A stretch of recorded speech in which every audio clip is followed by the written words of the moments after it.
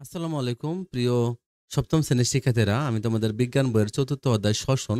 এই অধ্যায়টা তোমাদেরকে রিডিং পড়াবো। তোমরা এই অধ্যায়টা ভালো করে পড়বা, তাহলে তোমরা দেখবা এই অধ্যায়ের প্রশ্নগুলো পারবা। দেখো, শ্বসন প্রতিটি উদ্ভিদ ও প্রাণীর জীবন আছে, তাই না? জীব দেহে প্রতিনিয়ত বিভিন্ন ধরনের জৈবনিক প্রক্রিয়ার জন্য শক্তি প্রয়োজন। দেখো, আমাদের অভ্যন্তরীণ অনেক অ্যাক্টিভিটি হয়, অনেক কাজ হয়, এগুলো হলো জৈবনিক প্রক্রিয়া। হ্যাঁ, এদের জন্য শক্তি লাগে। যেমন তোমার হার্টবিট চলতেছে, শরীরের ভিতরে অনেক রাসায়নিক বিক্রিয়া হচ্ছে, খাবারগুলো হজম হচ্ছে, পাকস্থলীতে অনেক কাজ হচ্ছে। তো এগুলো করার জন্য কিন্তু শক্তি লাগবে। তো জীবকোষের সাইটোপ্লাজমের মধ্যে সঞ্চিত থাকে হলো স্টার্চ। হ্যাঁ, স্টার্চ শর্করা, প্রোটিন, ফ্যাটের অণুতে শক্তি সঞ্চিত থাকে। তাহলে জীবকোষের যে সাইটোপ্লাজমের মধ্যে যে জমা থাকে, যে স্টার্চ, শর্করা, প্রোটিন, ফ্যাট, এগুলোর মধ্যে শক্তি জমা থাকে। তো সকল জীবকোষের এই জৈব ক্রিয়ার জন্য অক্সিজেন লাগে। আবার সবার এই কাজগুলো হওয়ার জন্য কি লাগে? অক্সিজেন লাগে। প্রকৃতপক্ষে অক্সিজেন দ্বারা খাদ্যস্থ যে স্থিতিক যে শক্তিগুলো আছে, যা সালোক সংশ্লেষণ প্রক্রিয়ার মাধ্যমে সৌর শক্তি থেকে সঞ্চিত হয়, তাকে গতিশক্তি ও তাপ শক্তিতে রূপান্তর করাই হলো শ্বসনের মুখ্য উদ্দেশ্য। উদ্ভিদ কি করে? উদ্ভিদ সালোক সংশ্লেষণ প্রক্রিয়া সূর্যের আলোকে ব্যবহার করে, মাটি থেকে পানি ব্যবহার করে এবং পাতার মধ্য থেকে ক্লোরোফিল এর সাহায্যে উদ্ভিদ কি করে? কার্বোহাইড্রেট মানে শর্করা জাতীয় খাদ্য তৈরি করে। এই খাদ্যগুলো জমা করে রাখে উদ্ভিদ দেহে। তো আমরা যখন এই খাবারগুলো খাই অথবা উদ্ভিদ দেহেও যখন এগুলো থাকে, পরবর্তীতে এগুলো ভেঙ্গে শক্তি, এই কার্বোহাইড্রেট ভেঙ্গে পরে শক্তি তৈরি হয়, গতিশক্তি, তাপ শক্তি এগুলো তৈরি হয়। তো শ্বসনের মূল উদ্দেশ্য হলো এই কাজটা করা। তাহলে এই গতিশক্তি আর তাপ শক্তি দ্বারাই কিন্তু উদ্ভিদ দেহের সকল কাজগুলো হয়। তাহলে এই যে উদ্ভিদ দেহে যে শ্বসন যে হয়, রেসপাইরেশন বলে শ্বসন, এটা একটা দহন প্রক্রিয়া। দহন প্রক্রিয়া কেন জানো? মানে যে প্রক্রিয়ায় অক্সিজেন লাগে, অক্সিজেন দ্বারা তার মধ্যে অক্সিজেনের প্রয়োজন হয়, তাকে দহন বিক্রিয়া বলে। মানে যে বিক্রিয়ার জন্য, যে রাসায়নিক যে বিক্রিয়াটা হওয়ার জন্য অক্সিজেন লাগে, সেটাকে দহন বিক্রিয়া বলে। যেহেতু এই প্রক্রিয়ায়, শ্বসন প্রক্রিয়ায় অক্সিজেন লাগে, এই জন্য এটাকে বলছে একটা দহন প্রক্রিয়া। ওকে, এরপর দেখো আমরা দেখবো তাহলে কি শ্বসন কাকে বলে। এখানে একটা প্রশ্ন। তাহলে জীব দেহে বিভিন্ন শারীরবৃত্ত কাজ সম্পন্ন করার জন্য শক্তি লাগবে। আর শ্বসন দ্বারাই মূলত কি হয়? এই শ্বসন দ্বারাই মূলত শক্তি উৎপন্ন হয়। তো শ্বসনের সময় কি হয়? এই শ্বসনের সময় জীব দেহের কোষের মধ্যে যে খাদ্যগুলো আছে, এগুলোকে দহন করার জন্য অক্সিজেন লাগে। মানে আমরা যখন কোনো একটা খাবার খাই, এই খাদ্য উপাদানগুলো কি হয়? প্রথমে আমাদের এই যে আমাদের পাকস্থলীতে যায়, পাকস্থলী থেকে অন্ত্রে যায়, ক্ষুদ্রান্তে যায়, ক্ষুদ্রান্তে যাওয়ার পর অনেকগুলো প্রসেসে এই খাবারগুলো শোষিত হয় রক্তের মধ্যে। পরবর্তীতে এগুলো আমাদের কোষে কোষে প্রবেশ করে। এখন কোষে প্রবেশ করার পর এই খাদ্যকে কাজে লাগার জন্য অক্সিজেনের প্রয়োজন আছে। কারণ অক্সিজেনের সাহায্যেই এই খাদ্য আর অক্সিজেন এগুলো বিক্রিয়া করবে, তখন শক্তি, কার্বন ডাইঅক্সাইড এগুলো তৈরি করবে। তাহলে সুতরাং যে জৈব রাসায়নিক প্রক্রিয়ায় জীব কোষস্থ সঞ্চিত খাদ্যবস্তুগুলো অক্সিজেনের উপস্থিতি অথবা অনুপস্থিতি, অনেক সময় কিছু কিছু, যেমন আমরা শ্বসনটা যেটা আমরা পড়তেছি, শ্বসনটা দুই প্রকার হয়। একটা সবাত শ্বসন, একটা অবাত শ্বসন। সবাত শ্বসন মানে যেটার জন্য অক্সিজেন লাগবে, আর অবাত শ্বসন মানে অক্সিজেন লাগে না। এজন্য বলছে যে অক্সিজেনের উপস্থিতি বা অনুপস্থিতিতে জারিত হয়ে খাদ্যস্থ রাসায়নিক শক্তিগুলোকে গতিশক্তি ও তাপ শক্তিতে রূপান্তর করে এবং মুক্ত করে। ফলে কার্বন ডাইঅক্সাইড ও পানি উৎপন্ন হয়। তাকে কি বলে? শ্বসন বলে। তো শ্বসন একটি বিপাকীয়, এটা একটা বিপাকীয় ক্রিয়া। মানে এই প্রক্রিয়া চলাকালে প্রত্যেকটা জীব পরিবেশ থেকে অক্সিজেন গ্রহণ করে এবং কার্বন ডাইঅক্সাইড ত্যাগ করে। নিম্ন শ্রেণীর কিছু উদ্ভিদ ও প্রাণী অক্সিজেন ছাড়া শ্বসন কার্য সম্পন্ন করে। কিছু কিছু প্রাণী আছে যাদের অক্সিজেন লাগে না। তবে সকল ক্ষেত্রে কার্বন ডাইঅক্সাইড তৈরি হয়। তবে শ্বসনের সব ক্ষেত্রে কি তৈরি হয় বলতো? কার্বন ডাইঅক্সাইড তৈরি হয়। তাহলে উদ্ভিদ ও প্রাণীর প্রতিটি সজীব কোষে দিন রাত্রি শ্বসন কার্য ঘটে। তার মানে আমরা দেখো অনেক সময় ছোটবেলা পড়ছি না যে উদ্ভিদ কি করে? কার্বন ডাইঅক্সাইড ব্যবহার করে, অক্সিজেন ত্যাগ করে। কিন্তু উদ্ভিদও কিন্তু অক্সিজেন ব্যবহার করে। উদ্ভিদের এই শ্বসন কাজগুলো, খাদ্যগুলোকে ব্যবহার করার জন্য অক্সিজেনের প্রয়োজন হয়। এজন্য বলে রাতের বেলা বড় উদ্ভিদের নিচে ঘুমাইতে হয় না। কেন? কারণ রাতের বেলা তো উদ্ভিদ সালোক সংশ্লেষণ হয় না, সূর্যের আলো থাকে না। তো রাতের বেলা উদ্ভিদ কিন্তু অক্সিজেন ঠিকই গ্রহণ করে। তা তুমি যখন রাতের বেলা কি করবা? বড় উদ্ভিদের নিচে ঘুমাবা, উদ্ভিদেরই অনেক অক্সিজেন প্রয়োজন। তা তোমার শ্বাসকষ্ট হইতে পারে এবং কি অনেকের মৃত্যু পর্যন্ত ঘটতে পারে। তাহলে শ্বসন কার্যের জন্য অবশ্যই কি লাগবে? এক অক্সিজেন লাগে। তো অবাত শ্বসনের জন্য অক্সিজেন লাগে না। এটা নিম্ন শ্রেণীর উদ্ভিদের জন্য। জীবজগতের শ্বসন দেখো, তাহলে শ্বসন একটি অন্তঃকোষীয় অন্তঃকোষীয় বিপাক প্রক্রিয়া এবং উদ্ভিদ ও প্রাণীদের বিভিন্ন সজীব কোষে শ্বসন প্রক্রিয়াটি মূলত একই। তাহলে তোমরা শ্বসনের প্রথম সংজ্ঞাটা যেটা দিয়েছিলাম ওটাই পড়বা। তো উদ্ভিদ দেহে শ্বসনকালে অক্সিজেন, কার্বন ডাইঅক্সাইডের বিনিময়ে অপেক্ষাকৃত সরল। উদ্ভিদের কোনো নির্দিষ্ট শ্বসনাঙ্গ নাই। উদ্ভিদের কিন্তু তেমন কোনো শ্বসনাঙ্গ নাই। যেমন আমরা যেমন একদম নাক দিয়ে কি করি? নাক দিয়ে আমরা অক্সিজেন নেই, এটা আবার কতভাবে যায়, ফুসফুসে যায়, পরে এটা আবার হার্টের মাধ্যমে, হার্ট দিয়ে আবার রক্তের মধ্যে নিমজ্জিত হয়ে সারা দেহে যায়। উদ্ভিদের ক্ষেত্রে তেমন কিছু নেই। উদ্ভিদের পাতার পত্ররন্ধ্র আছে, পাতার মধ্যে ছিদ্র আছে, কাণ্ডের মধ্যে লেন্টিসেল আছে এবং অন্তঃকোষ, উদ্ভিদের সারা দেহে কিছু কোষ আছে যেগুলোর মাধ্যমে উদ্ভিদ দেহের ভিতরে বায়ু প্রবেশ করে। আর যে উদ্ভিদগুলো পানিতে থাকে, পানিতে নিমজ্জিত উদ্ভিদগুলো তাদের সমগ্র দেহতলের সাহায্যে তারা কি করে? অক্সিজেন শোষণ করে। প্রাণীদেহ শ্বসন বিভিন্ন অঙ্গের মাধ্যমে নানাভাবে সম্পন্ন হয়। নিম্ন শ্রেণীর প্রাণীতে প্রধানত নিম্ন শ্রেণীর প্রাণীর ত্বক এবং ট্রাকিয়ার মাধ্যমে শ্বসন হয়। যেগুলো নিম্ন শ্রেণীর প্রাণী তাদের ত্বক দিয়েও কিন্তু কি হয়? শ্বসন হয় এবং ট্রাকিয়ার মাধ্যমে হয়। উন্নত প্রাণীদের শ্বসন হলো গ্যাসীয় বিনিময়ের জন্য বিশেষ ধরনের শ্বসন অঙ্গ আছে। যেমন মাছ ও ব্যাঙ্গাসি কিন্তু শ্বসন হয় ফুলকার সাহায্যে। আর স্থলজ মেরুদণ্ড প্রাণী যেটা আমাদের কি হয়? আমরা ফুসফুসের সাহায্যে শ্বসন কার্য সম্পন্ন করি। তাহলে এই কটা খালি এমসিকিউর জন্য পড়লে হবে। আর তোমরা শ্বসন কাকে বলে তোমরা আগের সংজ্ঞাটা মুখস্থ রাখবে। ওকে, এই যে এই সংজ্ঞাটা তোমরা শ্বসন কাকে বলে এটা তোমরা শ্বসনের সংজ্ঞা হিসেবে মুখস্থ মনে রাখবা। ওকে, আর বাকিগুলো তোমরা খালি কি করবা? এমসিকিউর জন্য পড়বা। দেখো শ্বসনের প্রকারভেদ লেখো যদি বলে, দেখো উদ্ভিদের শ্বসন হলো দুই প্রকার। কয় প্রকার বলতো? দুই প্রকার। একটা হলো সবাত শ্বসন, একটা হলো অবাত শ্বসন। তাহলে উদ্ভিদ দেহে দুই প্রকার শ্বসন দেখা যায়। তো উদ্ভিদ দেহে কিন্তু মূলত সালোক সংশ্লেষণ প্রক্রিয়ায় কিন্তু খাদ্য তৈরি হয়। এই সালোক সংশ্লেষণ প্রক্রিয়ায় যে খাদ্যগুলো তৈরি হয়, যে কার্বোহাইড্রেট বা শর্করা জাতীয় খাদ্য তৈরি হয়, এটা আবার শ্বসন প্রক্রিয়ায় কি হয়? জারিত হয় এবং উদ্ভিদ শক্তি পেয়ে থাকে। তো এখন শ্বসন হলো দুই প্রকার, উদ্ভিদের শ্বসন দুই প্রকার, সবাত শ্বসন আরেকটা হলো অবাত শ্বসন। তাহলে অক্সিজেনের উপস্থিতিতে যে শ্বসন সম্পন্ন হয়, তো সেক্ষেত্রে দেখো আমি তোমাদের সবাত শ্বসনটা একটু বোঝানোর জন্য আমরা একটু ব্যাকে ফিরে যাই তোমাদেরকে। দেখো যে শ্বসন প্রক্রিয়ায় কি হয়? অক্সিজেনের প্রয়োজন হয় এবং এই যে শ্বসনিক বস্তুগুলো আছে, শর্করা, প্রোটিন, লিপিড, বিভিন্ন ধরনের জৈব অ্যাসিড সম্পূর্ণভাবে জারিত হয়ে কার্বন ডাই অক্সাইড, পানি বিপুল পরিমাণ শক্তি উৎপন্ন করে। তাকে বলে কি? সবাত শ্বসন। এই দেখো সবাত শ্বসন কি হয়? দেখো এই যে গ্লুকোজ, হ্যাঁ, উদ্ভিদ সালোক সংশ্লেষণ প্রক্রিয়া কি করে জানো? এই গ্লুকোজ তৈরি করে। কিভাবে তৈরি করে দেখো? সেক্ষেত্রে দেখো এটা হলো উদ্ভিদের সালোক সংশ্লেষণ প্রক্রিয়া। দেখো এই যে উদ্ভিদ কি করে? বায়ু থেকে কার্বন ডাই অক্সাইড নেয়। এই যে ৬টা দেখো কার্বন ডাই অক্সাইড আর ১২ অণু পানি এবং উদ্ভিদ আলো নেয়, সূর্যের আলো ব্যবহার করে এবং উদ্ভিদের পাতার মধ্যে থেকে ক্লোরোফিল, উদ্ভিদ করে এই ক্লোরোফিল ব্যবহার করে। তাহলে উদ্ভিদ বাতাস থেকে কার্বন ডাই অক্সাইড নেয় আর এবং উদ্ভিদ মাটি থেকে কি করে? মূলের সাহায্যে পানি নেয়। নিয়ে উদ্ভিদ দেখো কি তৈরি করে? এই যে কার্বোহাইড্রেট মানে শর্করা জাতীয় এটা গ্লুকোজ 6H12O6, এটা হলো গ্লুকোজ। সে গ্লুকোজ তৈরি করে এবং পানি আর অক্সিজেন তৈরি করে। ওকে, এটা হলো উদ্ভিদের সালোক সংশ্লেষণ প্রক্রিয়ায়।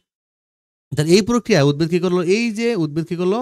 এই যে এখানে যে গ্লুকোজটা তৈরি করলো, এই গ্লুকোজটা কিন্তু ভাঙ্গে হলো শ্বসন ক্রিয়ার মাধ্যমে এবং উদ্ভিদ শক্তি পায় এবং আমরাও কিন্তু শক্তি পাই। সালোক সংশ্লেষণ প্রক্রিয়ায় যে গ্লুকোজটা তৈরি হয়েছিল, সেই গ্লুকোজটার সাথে অক্সিজেন ব্যবহার হয়। ওকে, যখন অক্সিজেন ব্যবহার হয় এবং কতগুলো এনজাইমের সাহায্য নিয়ে কার্বন ডাই অক্সাইড, পানি এবং শক্তি তৈরি হবে। তাহলে উদ্ভিদ এভাবে শক্তি পায়, কার্বন ডাই অক্সাইড তৈরি করে এবং পানি তৈরি করে। ওকে, তার মানে এটা হলো সবাত শ্বসন। তার মানে যে প্রক্রিয়া কি হলো? গ্লুকোজ ভেঙে কি হয়? গ্লুকোজ মানে শর্করা জাতীয় খাদ্য অক্সিজেনের উপস্থিতিতে ভেঙে কার্বন ডাই অক্সাইড, পানি এবং শক্তি তৈরি করে। এটা হলো সবাত শ্বসন। এই প্রক্রিয়ায় কিন্তু বেশি শক্তি তৈরি হয়। আর অবাত শ্বসন দেখো, এই অবাত শ্বসন হলো যে প্রক্রিয়ায় দেখো অক্সিজেনের প্রয়োজন হয় না, হ্যাঁ, না হয়ে মানে যে শ্বসন প্রক্রিয়াটা অক্সিজেনের অনুপস্থিতিতে হয় তাকে অবাত শ্বসন বলা হয়। অর্থাৎ যে প্রক্রিয়া কোনো রাসায়নিক বস্তু অক্সিজেনের সাহায্য ছাড়াই এর ভেতরে এনজাইমের সাহায্যে ভেঙে বিভিন্ন ধরনের জৈব যৌগ তৈরি করে। যেমন দেখো এটা গ্লুকোজ এনজাইমের সাথে ভেঙে এই যে ইথাইল অ্যালকোহল তৈরি করলো, হ্যাঁ, তারপর হলো কার্বন ডাইঅক্সাইড তৈরি করলো, শক্তি তৈরি করলো। এটা হলো অবাত শ্বসন, মানে এখানে অক্সিজেন লাগে না। এই জন্য বলে সবাত শ্বসন মানে কি? যেটাতে হলো অক্সিজেন লাগে, আর অবাত শ্বসন মানে যেখানে অক্সিজেন লাগে না। ওকে, তাহলে শ্বসনকালে শক্তি উৎপন্ন যে হয় এটার একটা প্রমাণ দেখাইতে বলছে। এটা কোনো পরীক্ষার জন্য তোমাদের দরকার নাই, তবে এটা তোমাদের হয়তো একটু জানার জন্য। মানে এখানে তোমাদের দেখো দুইটা থার্মোফ্ল্যাক্স যদি নেই আমরা, দেখো এটা হলো দুইটা থার্মোফ্ল্যাক্স, এটা হলো দুইটা থার্মোফ্ল্যাক্স, ঠিক আছে? তো আমরা এর মধ্যে সোলা বীজ দেবো, ঠিক আছে? তো একটার মধ্যে সিদ্ধ সোলা বীজ দেবো, তাহলে ওই সোলা বীজগুলো মৃত। আর একটার মধ্যে অঙ্কুরিত সোলা দেবো, মানে আমরা সোলাগুলো পানিতে ভিজিয়ে রেখা 2 দিন পানিতে ভিজিয়ে রেখে তারপর এখানে দেবো। আর থার্মোমিটার সেট করে দিব, সিপি লাগাই দেবো। দেখবো যেটাতে সিদ্ধ সোলা ছিল এই থার্মোমিটারের যে পারদটা থাকে উপরের দিকে উঠবে না, কিন্তু যেটাতে অঙ্কুরিত সোলা ছিল সেখানে থার্মোমিটারের পারদগুলো উপরের দিকে উঠবে। কারণ হলো আমরা জানি যে এই যে শ্বসন ক্রিয়ায় কার্বন ডাই অক্সাইড তৈরি করে, আর কার্বন ডাই অক্সাইড কি করে? এনভায়রনমেন্টটাকে গরম রাখে, আর গরম এখানে তাপমাত্রা বাড়বে, তাপমাত্রা বাড়লে কি হবে? এই যে পারদের উচ্চতা বাড়তে থাকবে এবং থার্মোমিটারে আমরা একটা মাপ দেখতে পাবো যে এখানে তাপমাত্রা বাড়তেছে। ওকে, তাহলে হলো শ্বসনে যে এখানে শক্তি তৈরি হয় এটা বোঝা যায়, এটা তার প্রমাণ। এবার দেখো প্রাণীর শ্বসন, আমরা নাক দিয়ে শ্বাস গ্রহণ করি, শ্বাস প্রশ্বাসের সময় আমরা কি গ্যাস গ্রহণ করি ও ত্যাগ করি। তো প্রাণী ও উদ্ভিদ বায়ু থেকে অক্সিজেন গ্রহণ করে। নর্মালি কি করে দেখো, প্রাণী উদ্ভিদ কি করে, বায়ু থেকে অক্সিজেন গ্রহণ করে এবং কার্বন ডাইঅক্সাইড ত্যাগ করে। তাদের এই প্রক্রিয়া চলতে থাকে সারা জীবন। তবে প্রাণী উদ্ভিদের বেলায় গ্যাস গ্রহণ ও বর্জন করার প্রক্রিয়া ভিন্ন প্রকৃতির। উদ্ভিদের পাতার মধ্যে যে স্টোমাটা থাকে সেখানে এক ধরনের ছিদ্র থাকে, এই ছিদ্রের মাধ্যমে অক্সিজেন প্রবেশ করে, এটা মাধ্যমে হবে। হ্যাঁ, নিম্ন ও উচ্চ শ্রেণীর প্রাণীদের গ্যাসের আদান প্রদান ঘটে অঙ্গের মাধ্যমে। যেমন হলো যে মাছের ক্ষেত্রে যেমন ফুলকা, আর আমাদের ক্ষেত্রে যেমন ফুসফুস। তাহলে যে অঙ্গগুলো কি করলো, শ্বাস শ্বসন কার্য চালানোর কাজে অংশ নিল, এদেরকে বলে শ্বসনতন্ত্র। কি বলে, শ্বসনতন্ত্র। তাহলে মানব শ্বসনতন্ত্র এই যে নিম্নলিখিত অঙ্গগুলো নিয়ে গঠিত, যেমন নাসারন্ধ্র ও নাসাপথ। দেখো আমাদের কিন্তু এই যে অনেকগুলো 7টা এখানে অঙ্গ নাম আছে। নাসারন্ধ্র মানে নাকের ছিদ্র যেটা, তারপরে নাসা গলবিল, তারপরে স্বরযন্ত্র, তারপর শ্বাসনালী ও ট্রাকিয়া বা ট্রাকিয়া, ক্লোম শাখা বা ব্রঙ্কাস, ফুসফুস, আর হলো মধ্যচ্ছদা। তাহলে এই কটা হলো আমাদের কি বলতো, এই কটা হলো শ্বসনতন্ত্রের আমাদের যে অঙ্গগুলো লাগে এগুলো। তাহলে তোমাদের এই চিত্রটা আঁকা শিখতে হবে। ওকে, নাসারন্ধ্র বা নাসাপথ, দেখো এই চিত্রটা তোমরা আঁকা শিখবা। ওকে, দেখো প্রথমটা কি, নাসারন্ধ্র ও নাসাপথ। তো নাসিকা, তবে এরপরে আরেকটা গুরুত্বপূর্ণ চিত্র আছে, ওটা তোমাদের শিখতে হবে। যেমন এই চিত্রটা তোমাদের অবশ্যই শিখতে হবে, মানব শ্বসনতন্ত্র। প্রথমটা না শিখলে চলবে, এটা তোমাদেরকে অবশ্যই তোমাদেরকে এই চিত্রটা শিখতে হবে। তাহলে তোমরা কি করবা, এই চিত্রটা তোমরা শিখবা। ওকে, এই যে শ্বাসতন্ত্রের প্রথম যেটা হলো অঙ্গটা হলো নাসারন্ধ্র বা নাসাপথ। রন্ধ্র মানে ছিদ্র, নাকের ছিদ্র। নাসিকা মুখ গহ্বরের উপরে, তোমরা তো জানোই, 3 কোণাকার। এটা একটা কি, ত্রিকোণাকার একটা গহ্বর, এটা 3 কোণা। এটা সামনে নাসিকা ছিদ্র হতে একদম পশ্চাতে গলবিল পর্যন্ত। দেখো এখানে হলো গলবিল, এই যে এখানে হলো কি গলবিল, ঠিক আছে, আর এখানে হলো নাকের ছিদ্র। তাহলে এই যে তোমার এটা পাতলা পর্দা দিয়ে এটা 2 ভাগে বিভক্ত। নাকের ছিদ্রটা আমরা দেখছি যে 2টা পার্ট আছে। তো এটি সম্মুখভাগে লোম দেখতে পাওয়া যায়, তাই না? পশ্চাৎ দিকে হলো ঝিল্লি থাকে, হ্যাঁ, পিচ্ছিল জাতীয় পদার্থ থাকে, ঝিল্লি থাকে। আমরা নাক দিয়ে যে বায়ু গ্রহণ করি, আমরা নাক দিয়ে যে বাতাসটা নেই, এটাকে বলা হলো কি প্রশ্বাস বলে। আর প্রশ্বাসের মধ্যে ধূলিকণা, রোগ জীবাণু থাকে, এগুলো থাকবেই, বাতাস থেকে তুমি নিতেছো, কিন্তু এই লোম এবং ঝিল্লিতে এগুলো আটকে যায়। প্রিয় শিক্ষার্থী দেখো, নাসা গলবিল। নাসা গলবিল কি, নাসা গলবিল হলো নাসাপথের শেষ অংশ, এই যে এখানে, হ্যাঁ, নাসাপথের শেষ অংশ যা গলবিলের সাথে মিশে গেছে। তো গলবিল পথে শ্বাসনালীতে বাতাস প্রবেশ করে, মানে ওই দিক দিয়ে কি হলো, এরপরে দেখো শ্বাসনালী আছে। ওকে, এই রাস্তাটা দিয়েই বাতাস কি করে, শ্বাসনালীতে প্রবেশ করে। ওকে, এই যে এই দিক দিয়ে, হ্যাঁ, এই একটা নালী আছে। তো স্বরযন্ত্র দেখো, স্বরযন্ত্র দেখো, যে গলবিল ও শ্বাসনালীর সংযোগ স্থলে, তার মানে গলবিল আর শ্বাসনালীর সংযোগ স্থলে স্বরযন্ত্র অবস্থিত। তার মানে গলবিল আর শ্বাসনালী যেই জায়গায় সংযুক্ত হয়েছে, এই জায়গায় হলো আসলে স্বরযন্ত্রটা। ওকে, তো স্বরছিদ্রের মুখে একটা ঢাকনা থাকে। হ্যাঁ, তো কৃষিকে দেখো, স্বরযন্ত্রে স্বর সৃষ্টিকারী স্বররজ্জু বা ভোকাল কর্ড থাকে, এখানে ভোকাল কর্ড থাকে। তো তাই একে স্বরযন্ত্র বলা হয়। তো স্বরছিদ্রের মুখে একটা ঢাকনা থাকে, এটা খাদ্য গ্রহণের সময় স্বরযন্ত্রকে ঢেকে রাখে যাতে খাদ্য ঢুকতে না পারে, আবার শ্বাস গ্রহণের সময় এটা খুলে যায়। মাঝে মাঝে দেখো আমরা খাবার খেলে নাক দিয়ে অনেক সময় কি হয়, খাবার ঢুকে যায় না, কারণ আমরা খাবারের সময় যদি কথা বলি তাহলে কিন্তু ওই খাবার হলো কি হবে, শ্বাসনালীতে ঢুকে এই যে নাক দিয়ে বেরোয় আসে তখন। এই জন্য খাবারের সময় বলে কথা বলতে হয় না।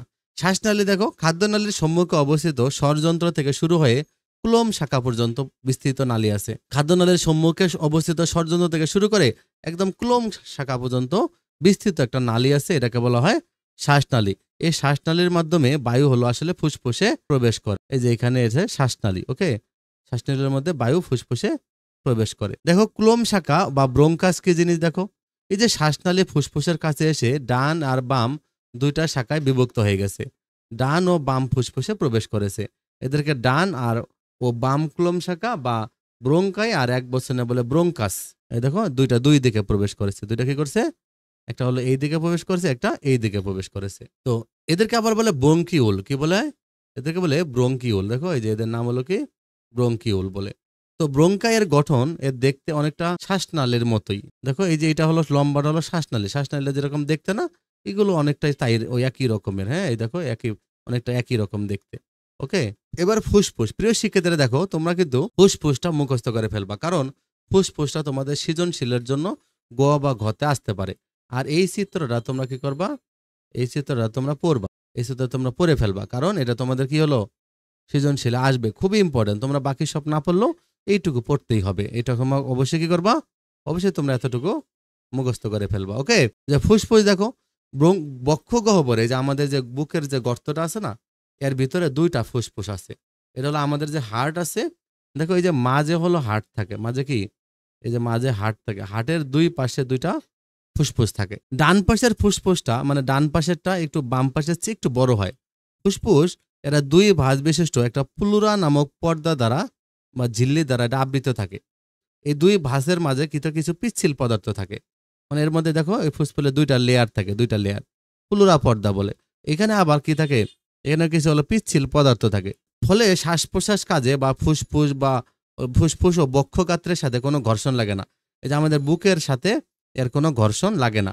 ব্রঙ্কাস প্রতি পাশে ফুসফুসে প্রবেশ করে অসংখ্য শাখা প্রশাখায় বিভক্ত হয়। এই সূক্ষ্ম ব্রঙ্কিওলগুলো, তার মানে দেখো এই যে ব্রঙ্কিওলগুলো, এখানে দেখো অনেক সূক্ষ্ম শাখা প্রশাখা এগুলো তৈরি করছে। এই সূক্ষ্ম ব্রঙ্কিওলগুলো বায়ুথলি বা বায়ুকোষে প্রবেশ করে। যে এই প্রত্যেকটা বায়ুথলি পাতলা অ্যাপিথেলিয়াল কোষ দিয়ে গঠিত। এই কোষগুলো কৈশিক জালিকা দ্বারা পরিবেষ্টিত। কোষগুলোতে যখন বায়ু প্রবেশ করে তখন এগুলো বেলুনের মতো ফুলে ওঠে। তখন এগুলো কি হয়, বেলুনের মতো ফুলে ওঠে এবং পরে আপনা আপনি কুঞ্চিত হয়ে যায়, ভাঁজ হয়ে যায়। তো বায়ুথলি ও কৈশিক জালিকা উভয়ের প্রাচীর এতই পাতলা যে সহজে এগুলোর মধ্যে কি করতে পারে, বায়ু চলাচল করতে পারে। দেখো মধ্যস্থতা, দেখো মধ্যস্থতা কি জিনিস, এই যে মাংসপেশি বক্ষ গহ্বর ও উদর গহ্বরকে পৃথক করে রেখেছে তাকে বলে মধ্যস্থতা। তাকে বলে কি, বক্ষ গহ্বর আর উদর গহ্বর, দেখো পেটটাকে আর ওই যে বুকের ইয়াটাকে আলাদা করছে, তো এটাকে বলা হয় মধ্যস্থতা। এটা অনেকটা প্রসারিত ছাতার মতো। মধ্যস্থতা সংকুচিত হলে নিচের দিকে নামে। দেখো তোমরা, আমরা যখন নিঃশ্বাস নেই তখন বুকের যে খাঁচাটা একটু বড় হয়ে যায় না, তখন হলো মধ্যস্থতা উপরের দিকে ওঠে। আবার যখন আমরা নিঃশ্বাস ছেড়ে দিই তখন ওই যে মধ্যস্থতাটা নিচের দিকে নেমে যায়। তাহলে এই মধ্যস্থতা আমাদের কি করে, সংকোচন প্রসারণের মাধ্যমে নিঃশ্বাস ও প্রশ্বাস কাজ নিয়ন্ত্রণ করে। তাহলে এটা মনে রাখবা, মধ্যস্থতা কি ক্ষতে আসতে পারে। বাট মূল সৃজনশীল প্রশ্নটা হলো ফুসফুস নিয়ে আসবে। তাহলে তোমার ফুসফুসটা ভালো করে মুখস্থ করবা ফেলবা এই চ্যাপ্টারের জন্য। এবার শ্বসন পদ্ধতি দেখো, আমরা নাক দিয়ে বাতাস নিই আবার ছেড়ে দিই, একে আমরা বলি শ্বসন বলি সাধারণত, তাই না? আমাদের এই ধরনের ভুল, কারণ আমাদের বুক হাপরের মতো না অবিরত সংকুচিত প্রসারিত হচ্ছে, এতে ফুসফুসের আয়তন বাড়তেছে কমতেছে। দেখো ফুসফুস যখন অবিরত সংকুচিত প্রসারিত হচ্ছে তখন অক্সিজেন গ্রহণ ও কার্বন ডাইঅক্সাইড পরিত্যাগ করে। এভাবে অবিরত অক্সিজেন নেওয়া এবং কার্বন ডাইঅক্সাইড যে ত্যাগ করা, এটার নামই কিন্তু শ্বাসক্রিয়া। এটার নাম কি, শ্বাসক্রিয়া। তো এটা শ্বসনের একটা ধাপ মাত্র। শ্বসন প্রক্রিয়া দুই ভাগে ভাগ করা যায়, যেটা হলো অন্তঃশ্বসন আর এটা হলো বহিঃশ্বসন। অন্তঃশ্বসন আর কি, বহিঃশ্বসন। তো যে প্রক্রিয়ায় ফুসফুসের সাহায্যে গ্যাসীয় আদান প্রদান ঘটে তাকে বলে বহিঃশ্বসন বলে। এ পর্যায়ে ফুসফুস ও রক্তজালিকা বা কৈশিক নালীর মধ্যে অক্সিজেন ও কার্বন ডাইঅক্সাইডের একটা বিনিময় ঘটে। বহিঃশ্বসন দুইটা পর্যায়ে হয়। কয়টা পর্যায়ে, দুইটা পর্যায়ে হয়। একটা হলো প্রশ্বাস, একটা হলো নিঃশ্বাস। এই যে পরিবেশ থেকে আমরা যে অক্সিজেনযুক্ত বায়ুটা গ্রহণ করি, শ্বাস গ্রহণ করি, এটাকে বলে প্রশ্বাস। যখন আমরা প্রশ্বাস নিই তখন হলো প্রশ্বাসের সময় মধ্যচ্ছদা ও বক্ষপিঞ্জরাস্থির মাঝে একটা পেশিটা সংকুচিত হয়, মধ্যচ্ছদা সংকুচিত হয়, তখন আমরা কি করতে পারি, শ্বাস গ্রহণ করতে পারি। নিঃশ্বাস দেখো, প্রশ্বাসের পরে নিঃশ্বাস। এ পর্যায়ে মধ্যচ্ছদা ও পিঞ্জরাস্থি মানে বুকের যে অস্থিগুলো, বুকের পিঞ্জর মানে বুকের খাঁচা, হ্যাঁ, এখানকার যে অস্থিগুলো পেশিগুলো আছে এগুলো শিথিল হয়, প্রসারিত হয়, ফুসফুস আয়তনে ছোট হয়ে যায়, সংকুচিত হয়ে যায়। ফলে বায়ুথলি যে থাকে ফুসফুসের মধ্যে, এগুলো ভিতরের বায়ুগুলো কার্বন ডাইঅক্সাইড গ্যাস ফুসফুস থেকে ব্রঙ্কাস টাকিয়া দিয়ে নাসারন্ধ্র নাকের ছিদ্র দিয়ে বাইরে বের হয়ে যায়। এবার দেখো অন্তঃশ্বসন, দেখো তাহলে এই অন্তঃশ্বসন প্রক্রিয়ায় দেহের যে কোষের ভিতরে যে অক্সিজেন আছে সেগুলো জারিত হয়ে গতিশক্তি তাপশক্তি এগুলো তৈরি হয়। এখন ফলে ফুসফুসে রক্তে যে অক্সিজেন প্রবেশ করে তা রক্তের মাধ্যমে বাহিত হয়ে দেহের দূরবর্তী কোষের কাছে পৌঁছায়। তো সেখানে আবার কোষের ভিতর অভ্যন্তরে প্রবেশ করে, সেখানে যে খাদ্য আছে সেই খাদ্যের সাথে একটা রাসায়নিক বিক্রিয়া করে, ফলে তাপ শক্তি এবং কার্বন ডাইঅক্সাইড তৈরি হয়। এই যে কার্বন ডাইঅক্সাইডটা আছে এগুলো আবার রক্তের মাধ্যমে বাইরে বেরিয়ে আসে ফুসফুস দিয়ে। তার মানে এটা শ্বসনতন্ত্রের প্রবাহ চিত্রটা লেখো, এটা কিন্তু তোমার ক্ষতে প্রশ্ন আসতে পারে। শ্বসনতন্ত্রের প্রবাহ চিত্রটা লেখো। দেখো এখানে কি হয়েছে, এই যে নাসারন্ধ্র নাকের ছিদ্র দিয়ে প্রথমে নাসাপদ হয়ে, তারপর হলো নাসাগলবিল হয়ে, ট্রাকিয়া দিয়ে, তারপরে ব্রঙ্কাস হয়ে, তারপরে ব্রঙ্কিউল হয়ে কি করছে, আমাদের অক্সিজেন প্রবেশ করেছে একদম ফুসফুসের বায়ুথলির মধ্যে। বায়ুথলি থেকে রক্তের মাধ্যমে কৈশিক জালিকা রক্তের মধ্যে এই অক্সিজেনগুলো কি হয়েছে, দ্রবীভূত হয়ে রক্তে হিমোগ্লোবিনের সাথে যুক্ত হয়ে অক্সি হিমোগ্লোবিন তৈরি করে এগুলো সারা দেহে প্রবেশ করছে। তারপরে হলো দেহের ভিতরে আমাদের যে খাদ্য কণা ছিল তার সাথে রাসায়নিক বিক্রিয়া করে কার্বন ডাইঅক্সাইড তৈরি করছে। সেই কার্বন ডাইঅক্সাইড আবার কি বাইকার্বনেট হিসেবে রক্তের মাধ্যমে আমাদের হার্টের কাছে আসছে, হৃৎপিণ্ডে আসছে, হৃৎপিণ্ড থেকে আবার ফুসফুসে আসছে, ফুসফুস থেকে আবার বঙ্কিউল হয়ে তারপরে বঙ্কাস দিয়ে ট্রাকিয়া দিয়ে নাসাগলবিল হয়ে নাসাপথ দিয়ে নাকের ছিদ্র দিয়ে বাইরে বের হয়ে গেছে। তাহলে এটাই হলো শ্বসনতন্ত্রের প্রবাহ চিত্র। ঠিক আছে, এ তোমার লিখা মনে রাখবা। দেখো শ্বসনতন্ত্রের সাধারণ কতগুলো রোগ। দেখো হাকিম সাহেব যক্ষায় ভুগছেন, হ্যাঁ। প্রফুল্ল বাবুর এজমা, হাঁপানি, তো শিশু বিকাশে নিউমোনিয়া হয়েছে।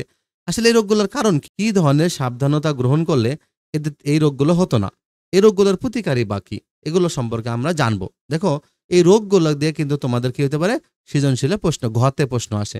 তাহলে গতে ফুসফুস দিয়ে খুবই গুরুত্বপূর্ণ প্রশ্ন, আর হলো তোমাদের ঘতে এই রোগগুলো দিয়ে প্রশ্ন থাকবে এই অধ্যায়ের। আর বাকি যে পড়াগুলো বললাম এগুলো দিয়ে সংক্ষিপ্ত অথবা কখ, সৃজনশীলের কখতে থাকবে। দেখুন যক্ষা, দেখো যক্ষা একটা অতি পরিচিত সংক্রামক রোগ।